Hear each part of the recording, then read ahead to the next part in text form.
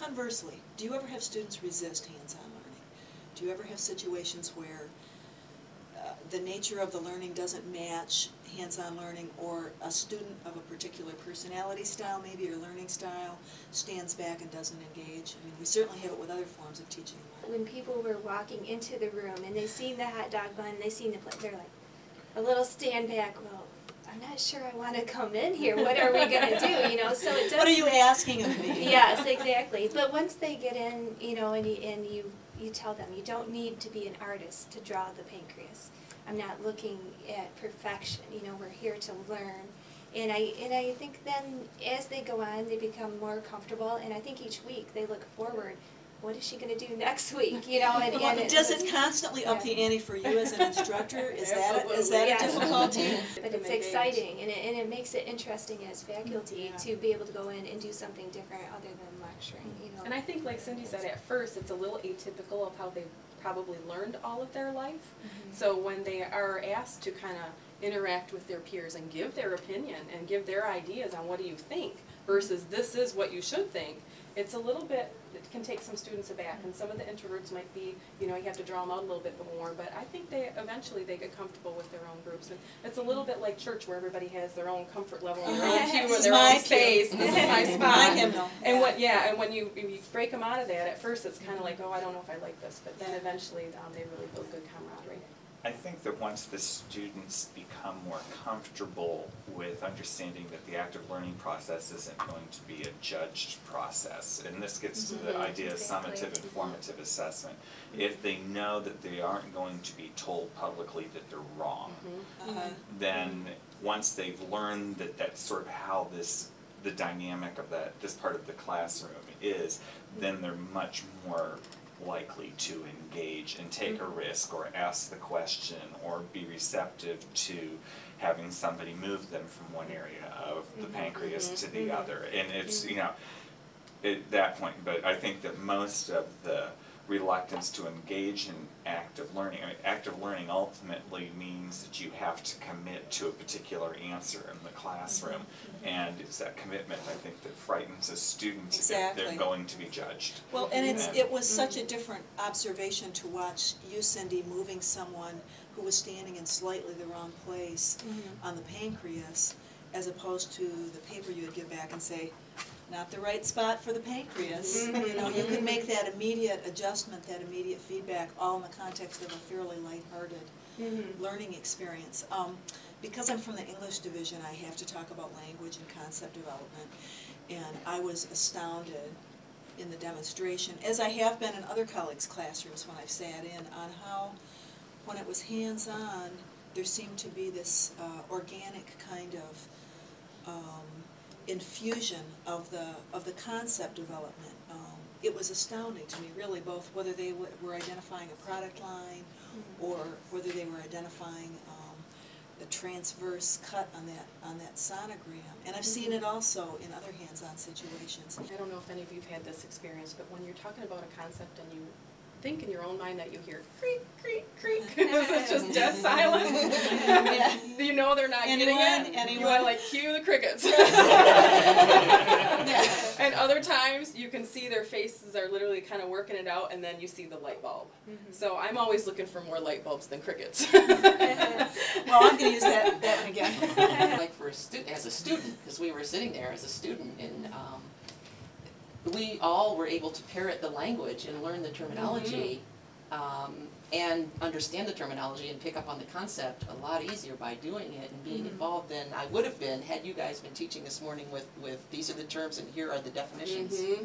I don't know that memorize these. Put them on a flashcard. I don't think I would have remembered or even wanted to, you know, participate in the way that happened this morning. So that was nice. And some of you have never had, you know, any anatomy background, and I was thinking to myself, am I going to be able to convey this within 5-10 minutes, all these terms and concepts, and it was picked up very easily. So I think, yeah, the hands-on, you know, turning it, okay, this is superior, this is inferior, you know, just like you said, versus the terms.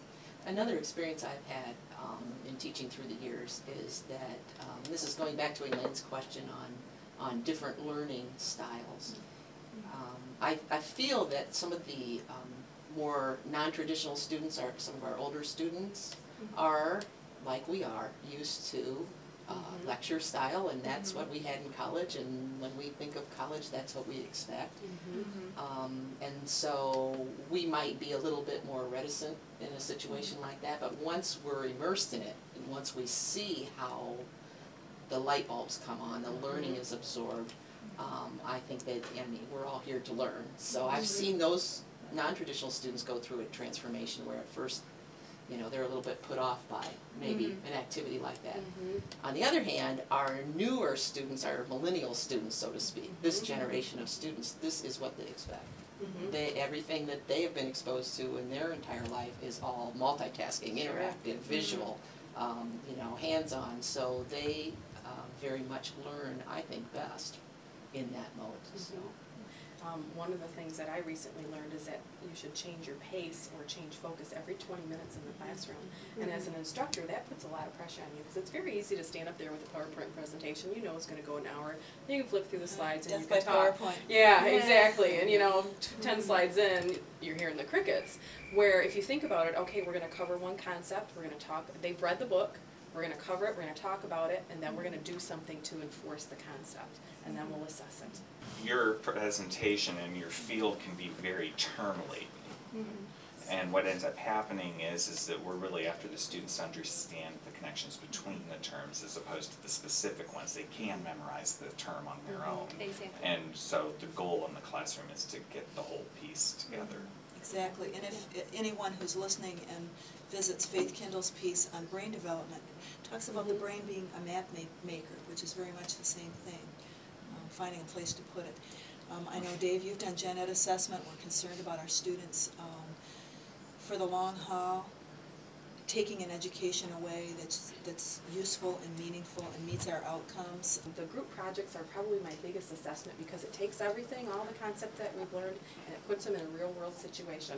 My goal for when my students leave is that they can have an intelligent conversation with somebody within the marketing or retailing field and be able to talk to them at an intelligent level and make decisions. Out of my 10 students, 8 of them had given me feedback, and one said, I really enjoyed the way you made the whole class interactive. This helped us learn because we had different ways to think about concepts. Did many hands-on, out of the ordinary types of activities that helped me greatly. The things that helped me in the class were the hands-on activities. So I'm continually hearing hands-on. Hands-on was great. Great about explaining things. The Play-Doh was helpful. You know, so it's. So it's their perception too, and they can figure the connection between learning and concept development, which really, as a language person, excites me. But yes. Yeah. And as in scenography, we have a national exams, and that's our final assessment, and our pass rate is really high compared to the national average here. So it is hitting home. Yeah.